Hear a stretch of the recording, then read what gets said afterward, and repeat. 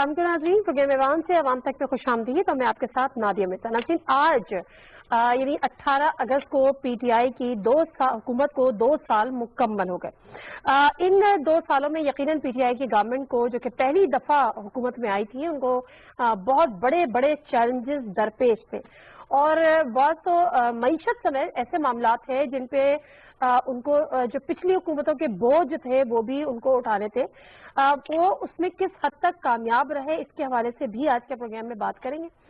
लेकिन आज जब काबीना का इजलास हुआ, उसमें वजीर आजम ने शिरकत की, सबने खड़े होकर उनका इस्तकबाल किया, तमाम लोगों ने उनको मुबारकबाद भी दी और उसके साथ साथ अपने अपने महकमे की कारकर्दगी भी बताई गई। एक प्रेस कॉन्फ्रेंस भी हुई जिसमें भी बताया गया कि इस हुकूमत ने इन 2 साल में कौन से वो मेजर या मेगा प्रोजेक्ट थे या मेजर डेवलपमेंट थी या मेजर जो डिलीवर उन्होंने किया था, उससे भी कौम को आगाह किया। मैं यहाँ बहुत डिटेल में नहीं जाना चाहती, लेकिन जो 2-3 मुख्तसर चीजें हैं जिन पर यकीनन बात करना जरूरी है। एक तो हाल ही में कोरोना से वो जो एक ग्लोबल पैंडेमिक, इसको जिस तरह से निपटा गया, जिस स्ट्रेटजी के तहत उसको डील किया गया, वो यकीनन दुनिया भर में सराही जा रही है। बिल गेट से भी राब्ते हुए, उन्होंने भी इसको सराहा। उसके साथ साथ यूनाइटेड नेशन की जनरल असेंबली के प्रेसिडेंट जब पाकिस्तान आए, वो भी उसको सराह के गए। दीगर इशूज पे अगर हम एहसास कफालत की बात करें या एहसास प्रोग्राम की बात करें, उसमें बड़े एक मेरे पास नंबर है, प्रोग्राम आगे बढ़ेगा तो मैं उसमें आपको आगाह करूंगी कि कितने लोगों की उससे कफालत की गई और कितने लोगों को उससे रिलीफ मिला। मुख्तसरन बताते चलूं कि एहसास कफालत के तहत 70 लाख खानदानों को माहाना वजीफे दिए जाते हैं। बिलासूद कर्जे और छोटे कारोबार के लिए भी 29 अरब रुपए मालियत के कर्जे दिए गए, जिनमें 45% खवातीन है। इसकी फर्दर डिटेल पे बात जरूर करेंगे। और उसके बाद एक और स्कीम जो कि कामयाब जवान प्रोग्राम, बताया यह गया कि जो गुज़िश्ता साल अक्टूबर में ये स्टार्ट हुई, इसको इनिशिएट किया गया। जो 2.5 करोड़ रुपए के कर्जे इसमें दिए गए। उस्मान डार जो कि एडवाइजर हैं प्राइम मिनिस्टर के, उनके जरिए या उनके थ्रू ये चीज शुरू कराई गई। तकरीबन 2,900 नौजवानों को 1 अरब से ज्यादा के कर्जे दिए गए। और जो अच्छी बात थी वो ये थी कि जो लोग अपनी पर्सनल गारंटी नहीं दे सकते थे, उनको भी 5 से 10 लाख का कर्जा दिया गया। और जो शरह सूद थी वो इंतहाई कम रखी गई थी, 6% से उसको 3% पर लेकर आए थे। तो ये वो चीजें हैं जिनको बहरहाल अप्रिशिएट किया जाना जरूरी है। जो आज के प्रोग्राम में मेरे शख्सियात हैं, उनसे मैं आपका तारुफ करा देती हूँ।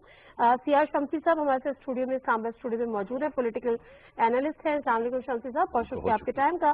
पीजे मीर साहब हमारे साथ मौजूद हैं वीडियो लिंक पे, जो कि सीनियर पॉलिटिकल एनालिस्ट हैं, सीनियर जर्नलिस्ट हैं। अस्सलाम वालेकुम पीजे मीर साहब, thank you very much for your time as well.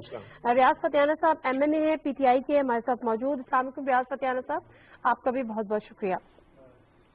रियाज फतियाना साहब, पहले मुख्तसरन जिक्र कीजिएगा कि ये तो वो चीजें हैं जो कि एक कामयाब प्रोग्राम थे या कामयाब जो प्रोग्राम थे उनको लॉन्च किया गया और उनके तहत लोगों को या गरीब तबके को या मिडिल क्लास को रिलीफ पहुंचाया गया। कौन कौन से मेजर चैलेंजेस थे जब ये गवर्नमेंट आज से 2 साल पहले आपको मिली, वजूद में आई, और आप लोगों ने सोचा कि ये किस तरह से होंगे और लेकिन उन पे काबू पाया गया? सानिया मिर्जा साहब, पहले तो शम्सी साहब और पीजे मीर को मेरी तरफ से सलाम पहुंचाइए, दोनों अच्छे दोस्त हैं मेरे। दूसरा ये कि जब हुकूमत आई है, 25 जुलाई 2018 को इलेक्शन हुआ है, 10 अगस्त को असम्बली का ओथ हुआ है, उसके बाद वज़ीर-ए-आज़म ने स्पीकर वज़ीर-ए-आज़म का चुनाव हुआ है और सारी गवर्नमेंट बनी है। और अभी हिसाब से देखा जाए तो हमें 2 साल बमुश्किल हमने मुकम्मल किए हैं, 3 साल बकाया हैं। इन 2 सालों में आप देखें, जैसे ही हमने इक़्तिदार संभाला है तो बहुत बड़े चैलेंज दरपेश थे। नंबर 1 इकॉनमी का, 31,000 अरब रुपए में मुल्क डूबा हुआ था। इतना बड़ा कर्जा, बहुत इतना बड़ा कर्जा कि आप इंटरनेशनल इदारे भी और पाकिस्तानी इदारे भी, और आपको मालूम होना चाहिए कि आपके तमाम मुल्की असासे उनके पास रहन है, जिसमें मोटरवेज, आपकी सारी इस्लामाबाद की बिल्डिंग्स और आपकी वहाँ रेडियो TV स्टेशन भी। और उसके बाद फिर दूसरा जब चैलेंज सामने आया वो गुर्बत का था, और पाकिस्तान में बेरोज़गारी, गुर्बत बहुत ज़्यादा थी और उसमें इजाफा तेज़ी से हो रहा था, और इसके लिए कोई वेलफेयर का प्रोग्राम सिरे से मुनासिब तरीके से चल नहीं रहा था।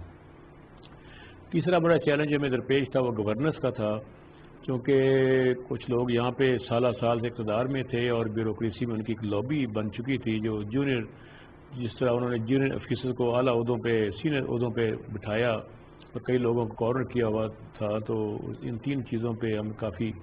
چوتھا آپ نے دیکھا ہوگا جس دن وزیر اعظم نے پہلی تقریر کی ہے الیکشن کے فوراً بعد ایز وزیر اعظم، تو پہلی تقریر بھی انہیں کرنے نہیں دی گئی اور اپوزیشن چڑھ دوڑی اور ان پر حملہ آور ہوئی اور اس طریقے سے نعرے بازی ہوئی اور اس طریقے سے آوازیں کسے گئے، اس سے جگ ہنسائی ہوئی پوری دنیا میں. اور کہیں بھی ایسی روایت نہیں ہے کہ حکومت بنے ابھی ایک دن بھی نہ ہو، چند لمحے گزرے ہوں اور وہ ان کا منتخب وزیر اعظم بات کرنا چاہتا ہے پوری قوم سے، اور آپ اس کو بات کرنے سے اس کے وہ جو آئینی حق ہے اسے آپ اسے روک رہے ہیں. تو یہ 4 ایسی وجوہات تھیں. سیاسی معاملات، چیلنج اور کرپشن ایک بہت بڑا سیب تھا جو ملک کو نگل چکا تھا، اس کو روکنے کے لیے بہت ضروری اقدامات چاہیے تھے. اور نیب یہاں پہ ایک ادارہ موجود تھا جو مکمل خود مختار ہے، عدالتیں بھی خود مختار ہیں. یہ 4 وہ ایسی 5 چیزیں ایسی ہیں جس میں اکانومی، معیشت، گورننس اور فلاح کا مسئلہ، پولیٹیکل چیلنج اور کرپشن، ان سب 5 محاذوں پہ حکومت بڑے طریقے سے لڑی ہے. اور جو چھٹا چیلنج ہمیں بعد میں پیش آیا وہ بھی چند ماہ پہلے وہ کرونا وائرس کا تھا، جس سے دنیا بھر کی اکانومی بیٹھ گئی. پاکستان بھی ظاہر انہی میں سے ایک ملک ہے جس کی پہلے اکانومی کمزور تھی، لیکن اس کے باوجود آپ نے دیکھا کہ ہماری حکومت کی وائز پالیسی کی بنا پہ سمارٹ لاک ڈاؤن کی وجہ سے بالکل ٹھیک ہے، بالکل ٹھیک ہے. اسی بات کو آگے بڑھائیں گے. پہلے ذرا کرونا کے حوالے سے بات کر لیں. جو اسمارٹ لاک ڈاؤن کا ذکر آپ نے بھی کیا، پی جے میر صاحب، اس میں کوئی شک نہیں ہے کہ وزیر اعظم پاکستان اور یہ حکومت بڑے پریشر میں تھی، اور بعد میں وزیر اعظم نے ذکر بھی کیا کہ مجھ پہ بڑا پریشر تھا کہ آپ مکمل طور پہ لاک ڈاؤن کی طرف چلے جائیں، اس طرح سے کرونا سے نہیں نپٹا جا سکتا. پھر ڈفرینٹ جو ریسرچز آئیں، ڈفرینٹ جو اسٹڈیز آئیں، جس میں امپیریل کالج آف لنڈن کی بھی تھی کہ پتہ نہیں کیا سے کیا معاملات ہو جائیں گے، لیکن ثابت قدمی بھی رہی، ہر چیز مانیٹر بھی ہوتی رہی. اسمارٹ لاک ڈاؤن کے ٹرم کو انٹروڈیوس بھی کرایا اور اس پہ قابو بھی پایا کافی حد تک. کیا گریڈ کریں گے آپ اس پہ، کیونکہ عالمی طور پہ دنیا بھر میں سراہا جا رہا ہے اس کو؟ دیکھیں، ایک تو آپ ہماری بدقسمتی یہ ہے کہ کوئی اچھا کام کرتا ہے اس ملک میں آپ اس کو اپریشیٹ نہیں کرتے. دنیا نے اپریشیٹ کیا، فورن گورنمنٹس نے اپریشیٹ کیا، جو پاکستان کی گورنمنٹ نے یہ جو پینڈیمک کے اندر لاک ڈاؤن کیا، اسمارٹ لاک ڈاؤن کیا. اینڈ آئی تھنک ہم وہ چلے ہیں اس ملک کے اندر جو as the time wanted it. تو آئی تھاٹ کہ full credit should go to the prime minister and his team for doing it. لیکن ہمارے میں وہ سکت نہیں ہے کہ ہم کسی کو اپریشیٹ کریں. ابھی یہ فتحانہ صاحب بات کر رہے تھے، وہ پرائم منسٹر ایک دن کے لیے آیا ہے، وہ سارے پڑھ کے اس کے پیچھے. بھائی وہ آگے ہیں یار، کچھ تو ڈیکورم رکھو، کچھ تو آپ لحاظ رکھو. ایک دن آئے، کچھ گھنٹے نہیں ہوئے and all of a sudden you get on this. تو میں یہی کہتا ہوں کہ what goes around comes around. اب بات آتی ہے پینڈیمک کی. دیکھیں، pandemic is an ongoing enigma, یہ چل رہا ہے، چلتا رہے گا. فرق اتنا ہے کہ نادیہ، ہمیں اس کے ساتھ کو ایگزسٹنس کرنے کی ضرورت ہے. ہم کر رہے ہیں نا، ہم ڈینگی کے ساتھ کر رہے ہیں، انفلوئنزا، ٹی بی، ایڈز، ہر قسم کا آپ فلو لے لو، اس کے ساتھ ساتھ زندہ ہی ہے نا. تو اس کے ساتھ بھی آپ کریں. اور میں تو ہمیشہ اس چیز پہ ایڈمنٹ رہا ہوں کہ جو باہر کے ملکوں نے اپنے دروازے کھولنے شروع کیے، وہ کیوں کیے؟ کیونکہ انہوں نے گورنمنٹ اور میڈیکل ایڈوائس کو آگے لے کے چلا. ہم نے یہاں نہیں کیا. وہ آپ نے دیکھا کہ منڈیوں نے بالکل ایبسولوٹلی بلیٹنٹلی اس کو اگنور کیا. اور یہ جو کیجولٹیز ہماری ہوئی ہیں، یہ صرف اگنورنس کی وجہ سے ہوئی ہیں. ادروائز ایسا کوئی نہیں تھا کہ ایک تو ہمارا آپ کہہ لیں کہ امیون سسٹم بڑا تکڑا ہے ان کمپیریزن ٹو دا ویسٹرنز. تو میں سمجھتا ہوں کہ ہم نے جو کچھ ہوا ہے، I think it has been done well, لیکن we still have to take more precautions for the future. Exactly, we need to take. اور یہی بات جو ہے وہ بارہا حکومتی سطح پہ بھی ہمیں بتائی جاتی ہے. اسد عمر صاحب سے بات ہو رہی تھی، وہ بھی یہی کہہ رہے تھے، اور سوشل میڈیا پہ بھی ٹویٹ کر کے یہی بتایا جاتا ہے. شمسی صاحب، اسی حوالے سے آپ کے کامنٹس بھی مجھے چاہیے اور آپ کا اوپینین بھی یہاں پہ اگر آپ شیئر کریں کہ جس اسٹریٹجی کے تحت نپٹا اور جس پریشر میں وزیر اعظم رہے کہ آپ مکمل طور پر لاک ڈاؤن کریں، مکمل طور پہ لاک ڈاؤن کی طرف جانے کے آپ کو کتنے چانسز، ہماری معیشت کا کیا ہوتا، کس طرح سے ہم سنبھالا لیتے، اور آج ہم کس پوزیشن پہ ہماری معیشت کی ہم نے اسمارٹ لاک ڈاؤن کر کے بیلنس کر کے چلے؟ جی بہت شکریہ. بسم اللہ الرحمن الرحیم. میں سب سے پہلے تو آپ کے سوال کی طرف آنے سے پہلے میں سمجھتا ہوں کہ ایک اخبار نویس کی حیثیت سے مجھے بڑی خوشی ہے کہ 2 حکومتوں نے 5 سال پورے کیے جمہوری حکومتوں نے، اور تیسری جمہوری حکومت نے اپنے 2 سال آج مکمل کیے ہیں، اور یہ ایک سسٹم کے لیے بہت خوش آئند بات ہے۔ دوسری ظاہر ہے کہ جس طرح ابھی میرے سینئرز نے بھی بات کی کہ ایک ظاہر ہے جب حکومت آئی ہے بے شمار بحران تھے اس ملک میں، اور بحران رہتے ہیں، اور لیکن لیڈرشپ کا یہ کمال ہوتا ہے کہ وہ ملک کو بحرانوں سے نکالتا ہے۔ آپ کا جو سوال ہے پہلے میں اس پہ آ جاتا ہوں کہ جو کرونا کی صورتحال تھی پوری دنیا اس کے لپیٹ میں آئی، اور بڑی طاقتیں جو ہیں وہ بھی دم توڑ گئی تھی، اور پاکستان تو ظاہر ہے کہ مسائل میں الجھا ہوا ملک تھا، لیکن اس کے باوجود میں سمجھتا ہوں کہ جو اتار چڑھاؤ اس آتا رہا پالیسیوں میں وفاق اور صوبوں کے درمیان، بالآخر وہ سارے اتفاق کر گئے کہ اسمارٹ جو لاک ڈاؤن ہے یہی ایک واحد راستہ ہے، اور اس کے مثبت اثرات بھی سامنے آئے۔ آپ نے دیکھا کہ جب یہاں عید کے بعد، چھوٹی عید کے بعد ایک بڑا ہائپ کریٹ ہوا، 2000 تک مریضوں کی پہنچی، اور آج کی جو فگر ہے وہ 700 تک کچھ آئی ہے۔ تو میں سمجھتا ہوں کہ ایک کمٹمنٹ جب ہوتی ہے، اور جب اتفاق رائے سے جب آپ کوئی پالیسی بناتے ہیں تو اس کے مثبت اثرات بھی آتے ہیں، لیکن میں سمجھتا ہوں کہ ابھی جو صورتحال ہے وہ کچھ پوری طرح ہم اس سے آپ صحیح کہہ رہے ہیں، اتفاق رائے، کیونکہ جو NCOC کا جو پلیٹ فارم تھا اس نے ایک بڑا وائٹل رول پلے کیا۔ جی، میں سمجھتا ہوں کہ جب ملک میں جمہوریت ہوتی ہے وہاں سب سے بڑا ادارہ پارلیمنٹ ہوتا ہے، اور ظاہر ہے کہ وہ بھی قومی ادارہ ہے جس میں سب نے بیٹھ کر ایک بات چیت کی، چاروں صوبے وہاں بیٹھے، اس کے بھی مثبت اثرات ہوئے، لیکن آگے چل کر میں سمجھتا ہوں کہ جو بھی فیصلے ہونے چاہیے آپ کے وہ ڈیموکریٹک ادارے میں ہونے چاہیے، اور وہاں آپ کو اتفاق رائے جب کرتے ہیں تو اس کے بڑے دور رس نتائج ہوتے ہیں، اور وہ ٹھوس نتائج ہوتے ہیں، اور اس کے جو ثمرات بھی آتے ہیں وہ آگے چل کر ایک راستے کھولتے ہیں۔ ٹھیک ہے، NCOC کے حوالے سے مختصراً اگر رجاز فتیانہ صاحب آپ بات کر لیں تو پھر میں مزید کوئی پروگرامز کی طرف جاؤں، کیونکہ NCOC بیسیکلی اس میں ایکسپرٹس بھی تھے، اس میں چاروں صوبوں کی ریپرزنٹیشن بھی تھی، اس میں GB کی بھی تھی، AJ کی بھی تھی، اس کے ساتھ ساتھ وفاق کی بھی تھی۔ تو اس وجہ سے آپ کو لگتا ہے کہ زیادہ مؤثر طور پہ کرونا سے ڈیل کر سکے، اور اکراس دی بورڈ ایک یونیفارم پالیسی کو بھی اڈاپٹ کر سکے، تھوڑا بہت پلس مائنس کے ساتھ؟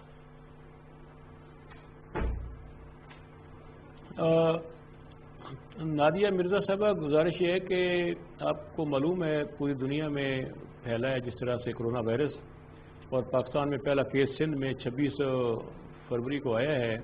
اس کے بعد ہمارے بارڈرز ملتے ہیں چائنا اور ایران کے ساتھ، جہاں پہ بہت تیز سے سپریڈ ہوا ہے کرونا وائرس کووڈ-19، اور پھر یورپ سے جو ہماری فلائٹس آئیں، امریکہ سے فلائٹس آئیں، مڈل ایسٹ سے، اس کا بھی اثر پڑا، اور آپ نے دیکھا کہ بہت تیزی سے پھیلا۔ لیکن اب 2 چیلنج تھے، ایک بھوک کا تھا، ایک کرونا کا تھا۔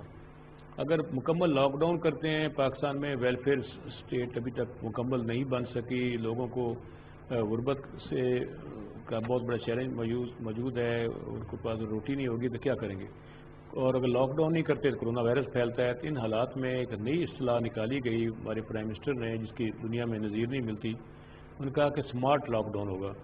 کئی مغربی ملکوں نے فون کر کے پوچھا بھی یہ کیا چیز آپ نے نئی پیدا کر دے دی ہے، اور اس کا رزلٹ آپ کے سامنے ہے کہ لوگوں میں 1 کروڑ 69 لاکھ خاندانوں میں 12,000 فی کس کے حساب سے کئی ارب روپیہ بلا تفریق، بلا سیاسی مداخلت، مکمل قطعی میرٹ پر، اس میں نہ مذہب، فرقہ، برادری، جماعت، علاقہ نہیں پوچھا گیا، اور سب کو گھروں میں ان کے بلا کے خواتین کو انہیں رقم فراہم کی گئی، اور ساتھ سمارٹ لاک ڈاؤن تھا، اس کے نتیجے میں معیشت بھی چلتی رہی اور کرونا پر بھی کنٹرول ہم نے پا لیا۔ تیسری بڑی وجہ یہ ہے کہ کہتے ہیں کہ اگر کوئی نیکوکاروں کی حکومت ہو، اللہ تعالیٰ کی مدد بھی ان کے ساتھ شامل ہو جاتی ہے۔ تو چونکہ پرائم منسٹر کا اپنا ویژن بڑا کلیئر ہے، اور وہ محب وطن بھی ہیں اور سادہ بھی ہیں، اور ساتھ ساتھ یہ کہ اچھی مثبت سوچ رکھتے ہیں۔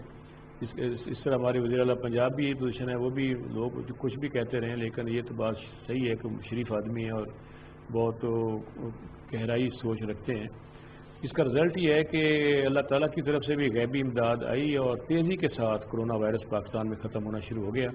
اب دنیا ساری حیران ہے کہ جو ترقی یافتہ ممالک ہیں سائنس کے لحاظ سے، معیشت کے لحاظ سے، وہ وہاں پہ کرونا کنٹرول نہیں ہوا، ہم نے کر لیا ہے۔ یہ تو ٹوٹلی کریڈٹ حکومت کو جاتا ہے، اور اس کے ساتھ ساتھ اب پوری لاک ڈاؤن ختم ہو چکا ہے، لوگ باہر آ گئے ہیں، لیکن یہ ضرور آپ سے گزارش کروں گا آپ کے وساتوں سے، اپنی قوم سے، کہ اس کا یہ نہیں مطلب کہ آپ بالکل ہی فری آف آل ہو جائیں۔ ابھی بھی کورونا وائرس کے تحت SOP پہ عمل کرنا ہوگا. اپنا ماسک پہن کر باہر جائیں, ہاتھ نہ ملائیں, گلے نہ ملیں, اور ممکنہ تک سوشل ڈسٹینس رکھیں. ان چیزوں کو بالکل نظر انداز نہ کریں. ابھی میں نے محسوس کیا کہ لوگ نظر انداز کرنا شروع ہو چکے ہیں. ڈیفینیٹلی گلوبل پیندیمک ہے, یہ بات بڑی واضح ہے کہ قابو پا لیا ہے, لیکن ختم تو آف کورس نہیں ہوا ہے. اور جس طرح سے ہم نے ٹورزم کو بھی کھولا. اچھا پی جے میر صاحب, اسی سے کریکٹڈ چیز یہ ہے کہ جب اسمارٹ لاک ڈاؤن کی بات ہوئی تو اس کی ایک عام وجہ یہ بھی تھی کہ ہمیشہ جب بھی وزیر اعظم نے قوم سے خطاب بھی کیا, انہوں نے کہا کہ جو ڈیلی ویجز والے ہیں, جو غریب طبقہ ہے, جو مزدور طبقہ ہے, وہ کرونا سے تو بعد میں بنے گا, وہ پہلے بھوک سے مر جائے گا. اور اسی کی کریکشن میں ہم دیکھیں کہ احساس پروگرام, پھر کفالت پروگرام, پھر اس میں نشو نما پروگرام, اور اس کے ساتھ ساتھ جو احساس اسکالرشپ پروگرام وہ سب سے زیادہ ہے. احساس آمدنی کے تحت تقریباً 1 ارب 5 کروڑ روپے کے مال مویشی دکان کا سامان وغیرہ دیا گیا, قرضے دیے گئے, 45% خواتین کو دیے گئے. احساس نشو نما سے تقریباً 2,21,000 خاندان مستفید ہوں گے. پبلک پرائیویٹ پارٹنرشپ کے تحت مزدوروں کے یہ احساس لنگر کا قیام کیا گیا, 12 لنگر خانے قائم, جبکہ 100 پناہ گاہیں اپنا بھی اس کے ساتھ ساتھ بنائی گئی. کیا یہ اس چیز کو ظاہر کرتا ہے کہ وزیر اعظم پاکستان جو ہے وہ he is more concern toward the middle class, lower middle class, اور جو ڈیلی ویجز ہماری طبقہ ہے وہ ان کے لیے, یا پاکستان کو غربت سے نکالنے کے لیے زیادہ کچھ سنجیدہ اقدامات کرنا چاہتے ہیں, یا ان کی گولز میں سے ایک ہے؟ دیکھیں, اگر آپ دیکھیں اس کو جینیٹکلی, جو پرائم منسٹر ہے یہ ایک غریب آدمی کی طرف کیوں ٹلٹ کرتے ہیں, آپ نے کبھی سوچا ہے؟ وہ اس لیے کرتے ہیں کیونکہ جب ہم پیسے اکٹھے کر رہے تھے شوکت خانم کے لیے تو غریب آدمی نے سب سے زیادہ کنٹریبیوشن کی تھی, بہت زیادہ کنٹریبیوشن کی تھی.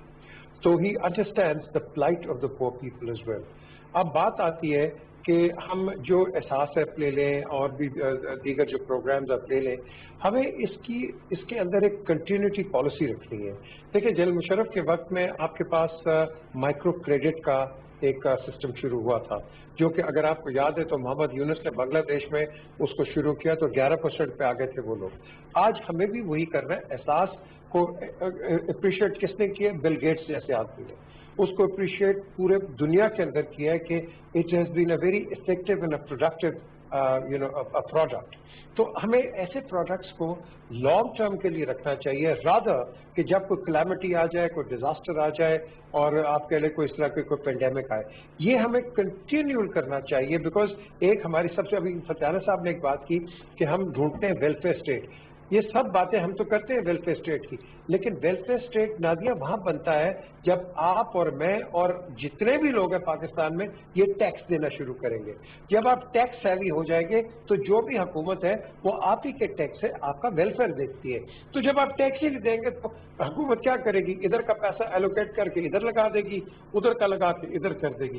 سو یہ ایڈاکزم آ جاتی ہے, ایڈاک ارینجمنٹس ہوتے ہیں. ہمیں پرماننس پہ جانا ہے. پرماننس ایک ہی جگہ ہے جو ہم نے دیکھنا. دیکھو جی, یہ جو ہم باتیں کرتے ہیں یہ سپرفیشل ہے. ہمیں ایکچوئل باتوں پہ جانا ہے. لوگوں کو ہم نے ایجوکیٹ کرنا ہے ٹیکسیشن سسٹم پہ.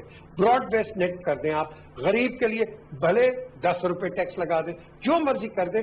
اس میں یہ ہے کہ ایک تو آپ کی uncharted economy into a chartered economy آ جاتی ہے, اور دوسرا یہ ہے کہ ان سچ ڈیزاسٹر آپ کے پاس پتا ہے کہ آپ کی کٹی کے اندر کتنا پیسہ پڑا ہوا ہے.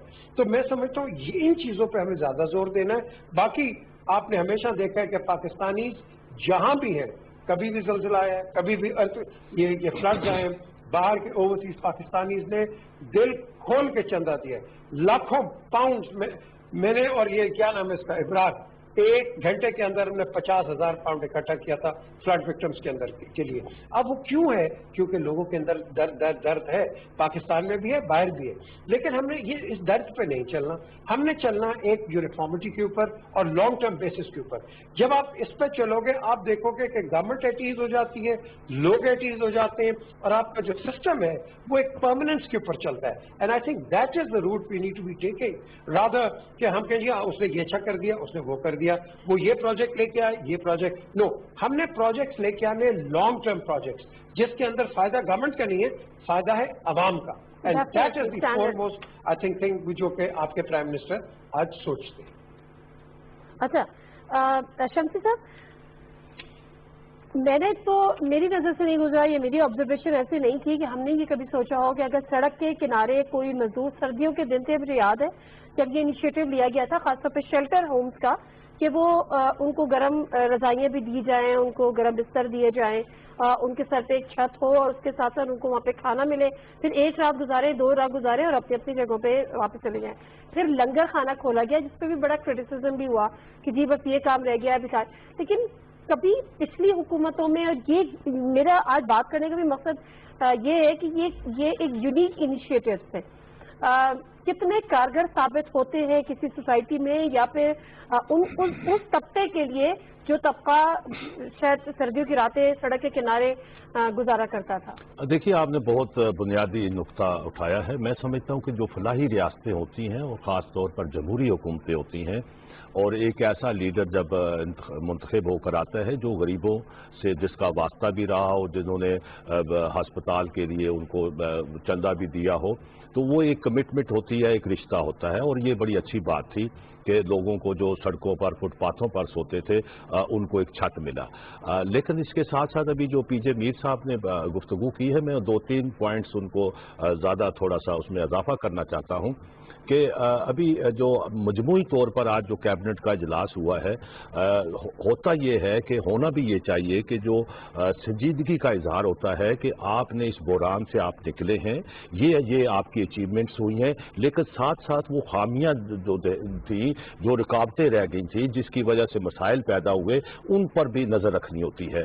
मुझे नहीं पता कि आज कैबिनेट में यकीनन इस पर डिस्कस किया होगा कि ये सारे इडहाकिज्म के तौर पर, हंगामी तौर पर तो हम इकदाम उठा लेते हैं, और हमारी कौम इस हवाले से मैं समझता हूँ कि दुनिया की हम खुशकिस्मत मुल्क है कि यहाँ के गरीब लोग जो हैं, ज़्यादा अक्सरियत में हैं, वो बहरान में ज़्यादा आगे बढ़कर सेक्रीफाइस करते हैं। मुझे 2005 का ज़लज़ला याद है, उस वक्त जिस तरह पूरी कौम ने एक ऐसा नक्शा खींचा और ऐसी तारीख लिखी, लेकिन अभी आपने थोड़ी देर पहले एक अदारों का नाम दिया, NDA में बनी थी, उसने बाद में क्या सीखा उससे? मैं समझता हूँ कुछ नहीं सीखा उससे। जब बुरहान आते हैं, इन अदारों को, जो ये हमारे कौमी अदारे हैं, जो एक बड़े उनका एक वजूद होता है, उनको तैयार रहना चाहिए कि जब क्राइसिस आ जाए तो आपने क्या करना है। हमारे यहाँ इडहाकिज्म का जो पॉलिसी है, इसको ख़त्म होना चाहिए, और ख़ास तौर पर जो एक मुस्तकिल बुनियादों पर अदारे होते हैं, फंड्स होते हैं, उनके बेशुमार उनको वसाइल मिलते हैं। 2005 में आप भी याद है, आप खुद उस वक्त प्रोग्राम करती थी कि इतने वसाइल आए थे, इतनी मशीनरी आई थी, आज वो कहाँ गए? तो मेरा कहने का मतलब ये है। और अभी बात हुई गरीबों की। अच्छा, सॉरी मैं आपकी बात काट रही हूँ। एनडीए के हवाले से जहाँ तक एज फार एज एनडीए में कंसर्न, तो अभी तो फंड भी एलोकेट किए गए हैं, उसमें इनका रोल भी था।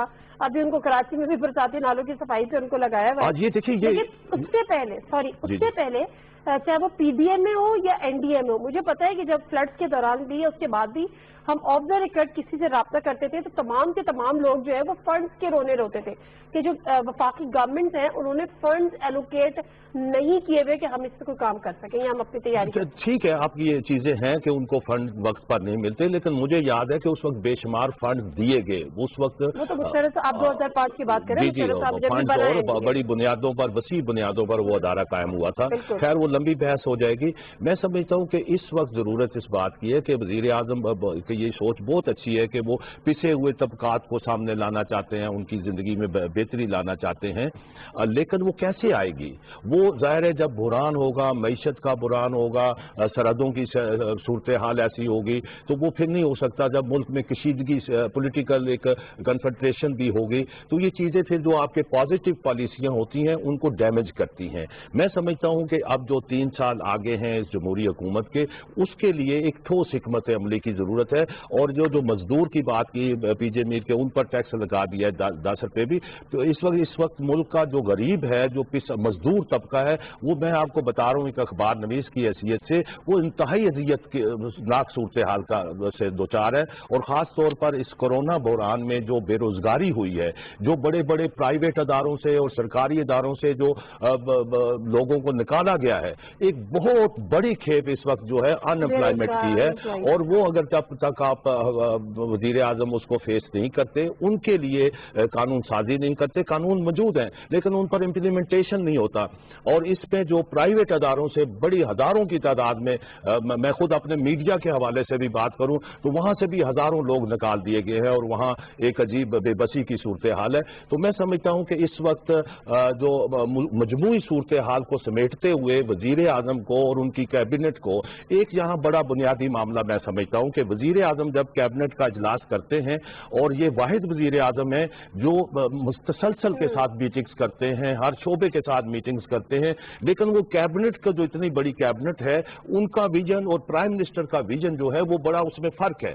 پرائم منسٹر جو گفتگو کرتے ہیں کیا وہ کیبنٹ کے لوگ اس کو کنسیو کرتے ہیں؟ میرا تجربہ ہے کہ وہ کنسیو نہیں کرتے.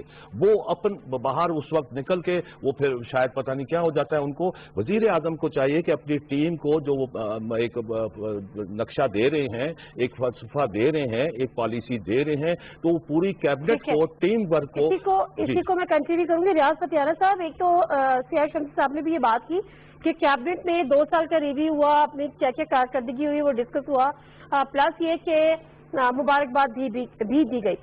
کیا اس پر بھی اس کا بھی احاطہ ہوا کہ کہاں کا کس کس شعبے میں کیا کیا کمی رہ گئی ہے, کیا کیا مشکلات ہے جس کی وجہ سے ہم وہ گولز اچیو نہیں کر سکے؟ اور اس کے ساتھ ساتھ یہ جو احساس پروگرام ہے, یقیناً کفالت پروگرام یا دیگر انتہائی قابل ستائش ہیں تمام پروجیکٹ, لیکن اس کے ساتھ ساتھ خاص طور پہ گلوبل پینڈیمک کرونا کے دور میں جو انمپلائمنٹ بڑھی ہے, جس کا وعدہ تو پی ٹی آئی کا ڈیفینیٹ تھا کہ ہم مزید نوکریاں کریٹ کریں گے, لیکن جو اب یہ تو قدرتی ایک چیز تھی, نیچرل کلیمٹی آپ کہیں کہ جی ایک پینڈیمک گلوبل, کہ انمپلائمنٹ میں بہت زیادہ اضافہ ہوا ہے. تو اس کو کس طرح سے اب ڈیل کیا جائے گا؟ کوئی ایسی اسٹریٹجی اس پر بھی کوئی بات ہوئی ہے, کوئی کنسیڈر ہوئی ہے چیزیں؟ دیکھیں نادیہ, گزارش یہ ہے کہ حکومت نے بہت اقدامات کیے ہیں. میں نے عرض کیا غریب لوگوں کے لیے انصاف ہیلتھ کارڈ لایا گیا. 1/3 جو ہماری ملک کی پاپولیشن ہے وہ انصاف ہیلتھ کارڈ سے مستفید ہو رہی ہے. دوسرا یہ کہ پچھلے سال 100 ارب اور اس سال اس سے بھی بڑی رقم نوجوانوں کو قرضے فراہم کرنے پہ خرچ کی جا رہی ہے, اور اس سے کافی لوگوں کو روزگار میسر آیا ہے. تیسرا یہ کہ حکومت نے بجلی کے بلوں اور گیس میں رعایت فراہم کی اور مارک اپ کم کیا. بینکوں کا کہاں وہ 17-18% سے کم ہوتا بہت نیچے آ گیا ہے, سنگل ڈیجٹ ہو گیا ہے. اور اس طرح معیشت کو بھی سہارا دینے کی کوشش کی, ان کے لیے رعایت دی. جو لوگ ایون کرایہ ادا نہیں کر سکتے انہیں کہا کہ کوئی ان کا مالک مکان گھر سے نکال نہیں سکتا. بچوں کی فیسوں کے بارے میں رعایت دی گئی انہیں تعلیمی اداروں میں. ہر طرح پہ حکومت تمام تر مشکل حالات کے باوجود عوام کو ریلیف دیتی رہی ہے. اور ابھی آپ دیکھیں احساس پروگرام کے تحت, کفالت پروگرام کے تحت, اور پھر 50 ارب روپیہ کا ایک پیکج دیا گیا یوٹیلٹی سٹور کارپوریشن کے ذریعے تاکہ لوگوں کو سستا راشن دیا جا سکے. تو ہر کارنر پہ ہر طریقے سے حکومت نے امداد فراہم کی ہے اپنی اخراجات کم کر کے. حکومت کے اخراجات اب بالکل نہ ہونے کے برابر رہ گئے. پہلی مرتبہ پاکستان ہسٹری میں ایسا ہوا ہے کہ سرکاری دفاتر وزیر اعظم ہاؤس سے لے کر نیچے تک کسی مہمان کو کوئی وزیر یا سرکاری ملازم یا افسر سرکاری کھاتے سے چائے کھانا نہیں کھلا سکتا. کسی کو اگر پانی کی بوتل بھی پلانی ہے تو اپنی پاکٹ سے ہم نے پلانی ہے. تو اربوں روپے سے یہ بچا ہے. خود پارلیمنٹ ہاؤس نے پچھلے سال نیشنل اسمبلی نے 50 کروڑ روپے بچا کر واپس خزانے میں جمع کرایا. یہ ہے کہ کنجوسی کی حد تک حکومت بچت کر رہی ہے, کرپشن کو ختم کرنے کے لیے ایک ٹھوس اقدامات کر رہی ہے, گورننس کے نظام کو بہتر کرنے کے لیے جو دیانتدار اور کمپیٹنٹ افسران ہیں ان کو آگے فیلڈ میں لے کر آ رہی ہے. اس کے ساتھ ساتھ ٹائیگر فورس ایک بہت بڑی طاقت پاکستان میں نوجوانوں کی ہے, انہیں بھی متحرک کیا گیا ہے. بجائے وہ گھروں میں نوجوان بیٹھے رہیں, انہیں کہا گیا اب ان سے درخت لگوائے جا رہے ہیں. 10 ارب درخت لگانے کا بہت بڑا ٹاسک ہے. اس سے کلائمیٹ چینج پر اثر ہوگا, ملک میں آکسیجن کی فراوانی ہوگی, اسٹنٹنگ جو دماغ کی بچوں کی گروتھ نہیں ہو رہی تھی اس پر بہتری آئے گی, اور جو سانس اور دمے کے مریض ہیں ان کو اچھی آکسیجن ملے گی. اس کے کرونا وائرس کے لیے بھی ضروری ہے کہ ہم آکسیجن پیدا کریں. تو اب آپ دیکھا کہ اس سال بہت بڑی تعداد میں بچے جو ہیں یوتھ کے ٹائیگر فورس کی شکل میں درخت لگا رہے ہیں، کورونا کے مریضوں کو مالی امداد پہنچاتے رہے، ان کو سہولتیں دیتے رہے، اور جو لاک ڈاؤن کی خلاف ورزی کر رہے ہیں، ایس او پی کی خلاف ورزی کر رہے ہیں، ان کی نشاندہی کرتے رہے۔ ایک والنٹیئرز کی فوج ہے، ان کو کوئی تنخواہ نہیں حکومت دے رہی ہے، سو بچے اپنی مدد آپ کے تحت خود شوق سے آگے آئے ہیں۔ تو یہ ایک بہت بڑی بات ہے کہ قوم میں لیکن بے روزگاری کا میرا جو سوال تھا وہ بے روزگاری سے ریلیٹڈ تھا کہ کیا مزید جاب اپرچونٹیز ہوں گی، پرووائڈ کی جائیں گی، جاب کریٹ کی جائیں گی؟ یہ جو بے روزگار طبقے میں اضافہ ہوا ہے اس کو کس طرح سے لک آفٹر کیا جائے گا؟ نادیہ، اس کی سب سے بڑی وجہ ایک تو معیشت کمزور تھی ہمارے ملک کی، دوسری کرونا وائرس کی وجہ سے لاک ڈاؤن ہوا اور صنعت بند ہوئی، لیکن اب صنعت کھل چکی ہے، ایکسپورٹ میں اضافہ ہو رہا ہے، اس کے ساتھ ساتھ بہت مراحت حکومت نے دی ہیں، بہت سہولتیں دی ہیں انڈسٹری کو، بزنس مین کمیونٹی کو، کاشتکار طبقے کو۔ پہلی دفعہ پاکستان میں کاشتکار کو پوری قیمت ملی ہے، گنے کی قیمت 180 تھی، لوگوں کو 110 پہ رکھا دیا جاتا تھا، چاول کی قیمت 250 پہ 2500 روپے تک چلی گئی ہے، ورنہ 800 سے اوپر نہیں جاتی تھی۔ کپاس کی قیمتوں میں استحکام آیا ہے، گندم کی قیمتوں میں استحکام آیا ہے، تو پہلی مرتبہ کاشتکاروں کو بھی سال کے بعد 10 سال کے فرق کے بعد ان کی مالی حالت بہتر ہونا شروع ہوئی ہے، اور جو ہمارا مزدور ہے ان کے لیے بھی حکومت مکمل مراحت دے رہی ہے، ممکن حد تک ان کے لیے سہولتیں پیدا کر رہی ہے۔